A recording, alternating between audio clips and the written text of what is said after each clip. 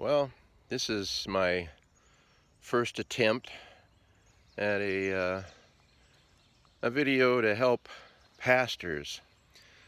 I was looking at some statistics not too long ago, and I was talking about how pastors are leaving the ministry, and it got me to thinking maybe pastors need a little encouragement, but not from just the general public or from local pastors. The reason I say that is I had some issues with local pastors when I was a pastor for about 30 years in one church, and they wanted to get all the pastors together and have a breakfast and talk about the ministry and other things like that. So well, I agreed, and we started to meet. But what I quickly found out was they were all there to collect information, to find out, what's going on in your ministry, who's coming to your church, what are you doing in your ministry and for sermons and stuff like that. And so I quit going because it just seemed like there was more of a competition than there was just talking and wanting to help one another. I came to this small town, like I said, almost 30 years ago. Well, more than 30 years now. But I came to this small town, and they paid me $14,500. That was back in the 80s. And the Lord had indicated this was the place He wanted us, so I decided that we were coming whether they paid me or not, and we would let the Lord supply, and that's what we did, and the Lord did supply. Sometimes I had to step up and request more for income, and that's something I'll probably talk about too in this video and the videos to come. One thing that most of you probably are is the everything man. You're probably the only pastor. You don't have a staff of a bunch of people, and in fact, we used to joke because my wife would be part of the ministry but not paid, so she would be the twofer. They got 2 for 1, and that was pretty common in churches. If your wife plays piano, oh, that's a big plus. My wife played guitar, and that helped a lot. We did have several people that could play piano, but they didn't always come to church, and that's something you deal with too. Volunteers are really difficult because you got to work with their situation, with their schedules, and they don't always show up when you hope they will. So some of these things are the things that you'll deal with. What I'd like to do is just make this an encouragement and just kind of help answer questions. If you have questions, you can always write them down and put them on this YouTube channel in comments, and I'll be happy to try and answer those questions in coming videos. One of the things that you're going to find is just like me. I was the everything guy. I cleaned the church. Well, my wife and I cleaned the church. We set up things, tore down things. I had to learn about sound systems because I set up the sound system and tore it down when needed to be tore down. And we just did everything. Taught Sunday school. We did a kids club. We did everything you could think of. In fact, we did the singing too. I sang with my wife, led music.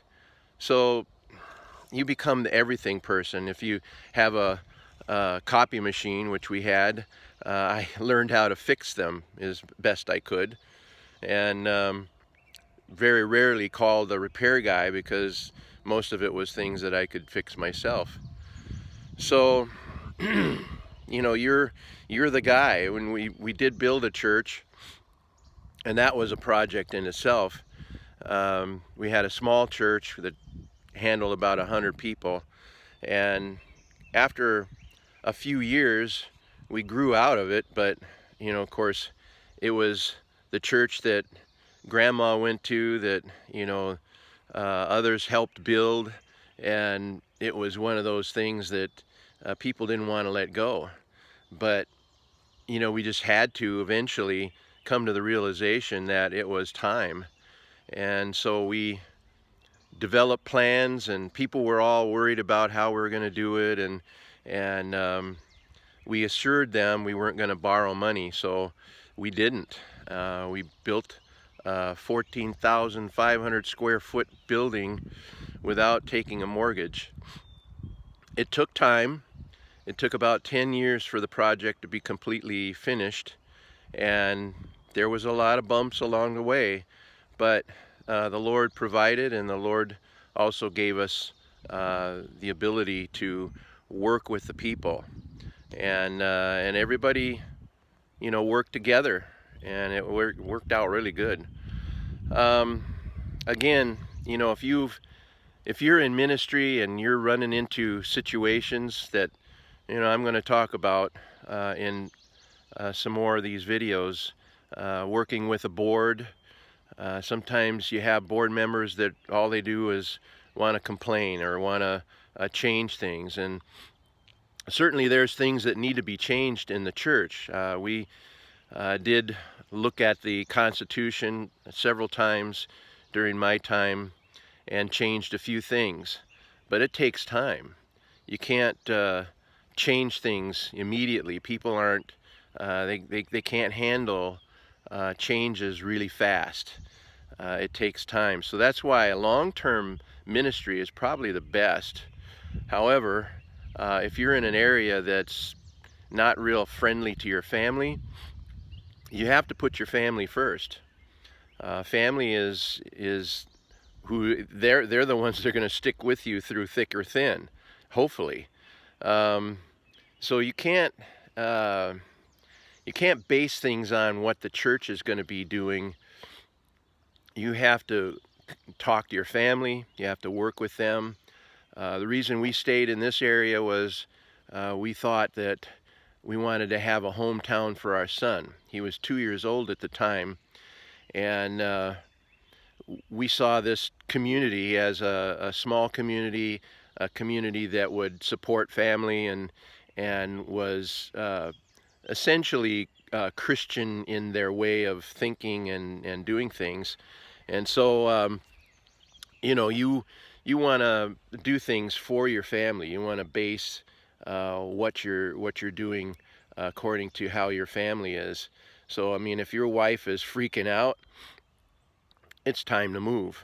If your child is being threatened at school, either homeschool, which a lot of pastors and wives do, or it's time to move. Find a nicer community. Find a better place to raise your family. And once you find that place, stay with it. Your kids are important, and they want to know that they're important to you. And if you put church first, if you're always at church, if you're always busy with the things at church, and you kind of put them off to the side, you know, they're going to sense that. They're going to feel that. And so you got to put your family first. When my son was in sports, I was there. You know, and there were very few times where I couldn't go because of a meeting or something that happened. But most of the time, I was there, rooting him on and making sure that he knew that I was there. Also, school projects and being involved at school, I did that too. And of course, I got involved in a lot of things in the community, and that was part of the getting the community to know me and getting them to understand that I was there for the long term and that I was part of the community. And so I actually got on the school board, and I helped while I was at school. And I also did reading for people, for little kids. One of the teachers asked if I would help one student with their reading, and I came up and sat with them a certain time of day and read with them. So these are things that, if you do those things, if you roll your sleeves up and help in the community wherever you're at, people recognize that, they see that, and they appreciate it. And so if you're starting a new ministry and you're involved in the things at church and involved in the community, your church will grow. And now that brings in some other things, and we're going to have to talk about those in other programs, because I don't want to make these videos very long. I want them to be something that even if you're busy, you can watch them and get some information quickly. So this is pretty much the first one. I'm only going to try and make these things about 12-15 minutes in length. So this one looks like we're going to be about 12 minutes, and that's probably plenty. But again, leave comments, put a like on it. I'm not into the monetized videos and all that kind of thing. I don't know much about YouTube, but I did feel that I wanted to be an encouragement and give some of you pastors information that may help. And these are things that, again, I'll be happy to answer any questions that you may have.